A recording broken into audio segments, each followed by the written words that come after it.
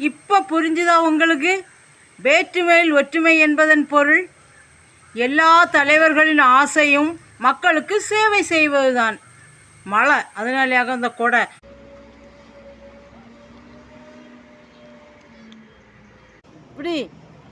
இப்படிடா என்ன சாப்பிடு வா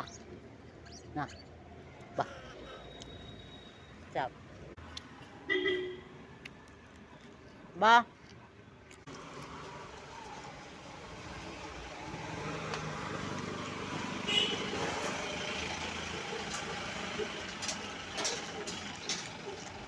முன்னோர்கள் பயன்படுத்திய கொடை இதுதாங்க. 4ஆம் தேதி தேர்தல் ரிசல்ட்டு. பெரும்பான்மை யாருக்கோ அவங்க ஆட்சி அமைக்கலாம். இல்லை பெரும்பான்மை கம்மியாக இருக்கும்போது மற்ற கட்சிகளும் கூட்டு சேர்ந்து கூட்டணியாக ஆட்சி அமைக்கலாம். அதுக்கு போய் எப்பா ஒருத்தர்கிட்ட பேரம் பேசி வாங்கப்பா நீ வாப்பான்னு சொல்லிட்டு அவங்க காலை பிடிக்க வேண்டியது. இதுதான் வேற்றுமையில் ஒற்றுமை காண்பதா மக்களை?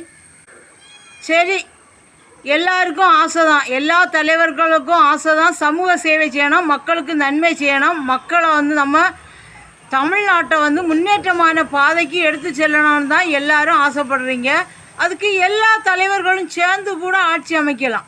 கூட்டு தலைவர்கள் ஆட்சின்னு சொல்லிட்டு எல்லாரும் சேர்ந்து எல்லார்கிட்ட இருக்க காசும் கோடியாக வச்சுட்டவங்கதான் கோடியாக இருக்கவங்கள தான் இந்த எலெக்ஷனில் தேர்தல் கமிஷன் செலெக்ஷன் பண்ணுவாங்க. நம்மளை போலப்பட்ட பாமரங்களை எல்லாம் அங்கே செலெக்ஷன் பண்ணி ஓட்டில் எலெக்ஷனுக்கு ஒன்று நிற்க வைக்க மாட்டாங்க தேர்தல் கமிஷன். அதனால் எல்லா தலைவர்களும் சேர்ந்து உடனடியாக முடிவு செய்யுங்க. அரசியல் அதிகாரம் பணம் இந்த கோடி இருக்கவங்களுக்கு தாங்க இந்த செல்வாக்கு கிடைக்குது. ஒரு விவசாயி அந்த செல்வாக்கு கொடுப்பாங்களா? கொடுக்க மாட்டாங்க. எல்லா கட்சி தலைவர்களும் ஒன்றாக சேர்ந்து நம்ம தமிழ்நாட்டை முன்னேற்றுங்க.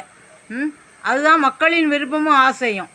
உங்கள்கிட்ட நிறைய கோடி இருக்கதா மக்களுக்கு செலவு செய்யுங்க, அதுவும் சந்தோஷமாக ஏற்றுக்கொள்வாங்க மக்கள்.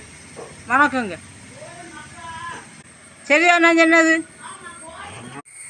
ஒரு தேர்தலை சந்திக்கணும்னா எவ்வளவு கோடி ரூபாய் செலவு செய்து அந்த தேர்தல் மிஷின் எல்லாம் ரெடி பண்ணுறது, எலெக்ஷனு கேமரா செட்டிங்ஸு, எவ்வளவு கோடி ரூபாய் செலவு செய்து ஒரு தேர்தலை முன்னிறுத்தி எலெக்ஷன் கமிஷன் எல்லாம் சரி பண்ணுறாங்க.